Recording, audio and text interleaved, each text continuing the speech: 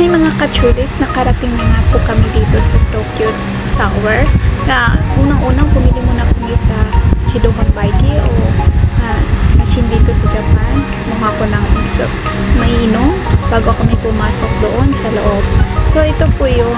Tingnan nyo po, dito kami sa labas. Makikita po nyo may mga taong lumadaan at pumupunta na sa Tokyo Tower. Ayan po, nandiyan lang po kami sa baba. Napakalaki po nito. Kung susumain, mga 3 times nyo po yung Eiffel Tower. So, mas malaki po talaga to sa Eiffel Tower. So, bale, doon po kami, bumili po kami bago kami pumunta doon sa loob. Yan po, ay tingnan nyo po. Ako po yung nahihilo sa pagre-record kasi hindi ko po siya, yun ako nang maayos yung phone kasi kumukuha po ako ng inumin. Ayan po. Tingnan nyo po. Diba sakit sa mata? Pasensya na po mga kachulis. Ayan. Ala, ako nahihilo. Abayan niyo. Tingnan nyo po. Ayan. Nakita mo naman yung husband ko. Ito po yung malapitang magkuha ko dito sa Tokyo Tower. Ang ganda-ganda niya po. May pagka-orange red color po siya.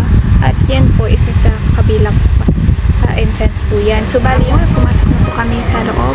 Siyempre, hindi po ako magpamatalo at hindi po ako magmahuli sa pagkuha ng video nitong cute cardboard doll. Ano ba nito? Napakaganda niya po kasi iba po. Tingnan niyo po, napaka-sexy nila.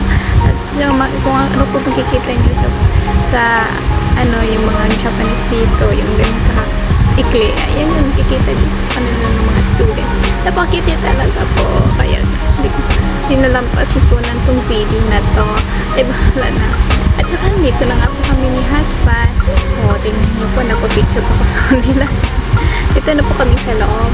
Napakaganda at napaka-aliwala sa place. Malamig din po dito. Worth it po yung pagbili namin dito po. Ito din po at kinunin ko din naman yung nakalagay sa glass nilang old miniature. I mean, yung old city or town dito. Ang cute po kasi kita niyo po talaga kung ano po yung mga bahay nila, ano po yung tsura ng Japan before. Parang nagpa-flash pa kamunta ka sa lumang panahon. Lumang panahon talaga. Bali, ito talaga yung makikita mo dito. Meron po pa naman po makikita ganito dito sa Japan. Pero, doon lang po sa mga provinces. Minsan po kaunti sa Tokyo. Kaya, nire-reserve po nila dito yung nilalagaan. At saka may nakita po nga ako sa iba ilagyan po nila ng parang ano para hindi po sa masunog para ma-reserve po yung site nila lalo na ganito. Ang ganda, ang simple pala ng buhay ng Japanese before. Kaya nga po kaya gusto po talaga ng mga tao mapunta dito, lalo na din makita yung mga historic places nila. Lalo na din ako, trabaho ako dito kasi ayan na nga po, punta na po kami sa taas, sa main deck nila. Mamaya makikita niyo po doon yung nasa loob.